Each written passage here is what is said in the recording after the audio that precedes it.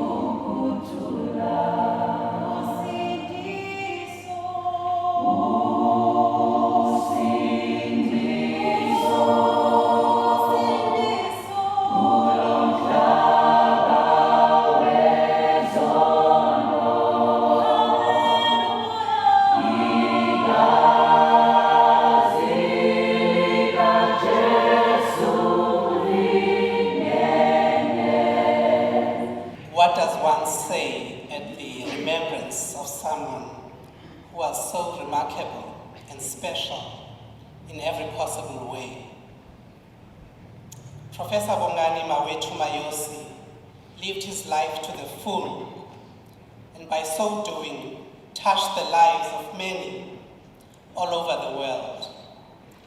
As I sat with his wife last night, I remarked, it was as if he had lived the lives of 3 people.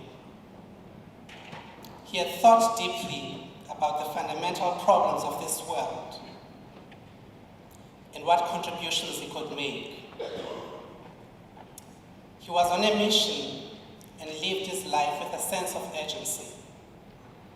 His vision of transforming societies and improving health through research was a grand one and needed urgent delivery. Borrowing from the words of Frantz Fanon, Bongani believed that each one of us needed to produce, to invent, to build, and to work to secure a brighter future for medicine and health in Africa. Professor Mayosi spent most of his adult life affiliated to Proteskia Hospital in the Faculty of Health Sciences at the University of Cape Town. I have known him for 17 of those 27 years spent in Cape Town.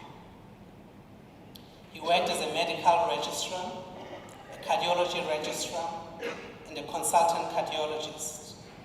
Between 2006 and 2016, he served as the 7th chair and head of the Department of Medicine at the University of Cape Town, Proteskia Hospital.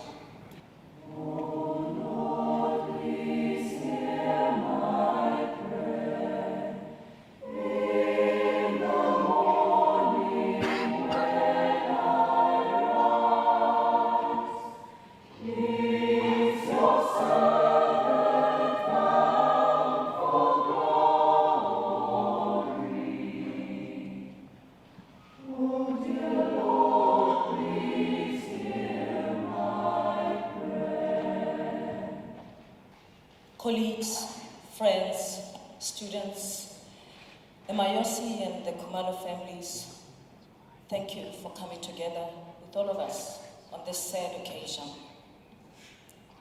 We represent many groups, languages, backgrounds, and organizations, joining with Professor Mayosi's family, his students, and colleagues to mourn his sudden passing. We are united in grief by his great loss, this great loss of our friend, our colleagues, a man who gave his utmost to help others. Professor Mayosi worked beside us. He led us, he taught us, and urged us to do our best. As an activist, he marched with us, engaging with protesters and management to advance transformation. He did not just call for change, he was change. In his life and in his work, he set an example for us. In his life, students were future leaders and colleagues, were partners in saving and shaping lives. His vision was to help build a strategic and systemic approach to medical training and professional development in Africa. He had a sense of urgency about his vision that he passed on to others. I believe that it was his vision for transformation that prompted Professor Mayosi to ask me to put my name forward for the Vice Chancellorship when I wasn't interested in it. He made time to convince me to do it. And he convinced me that it was for the good of the university and higher education that I apply as a black woman academic. And he emphasized that. As a black woman academic, it is important that you apply now.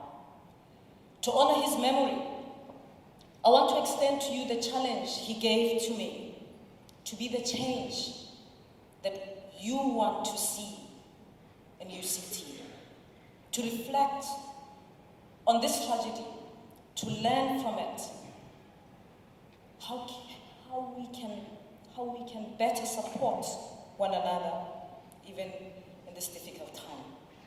To work together to transform this institution into a place where everyone contributes their best because they know they are valued, they know they belong here. As UCT changes, South Africa will be that much closer to the kind of transformation we want in our country, because this institution will produce graduates who are following Professor Mayosi's example, dedicating their lives to excellence and helping others to be excellent too.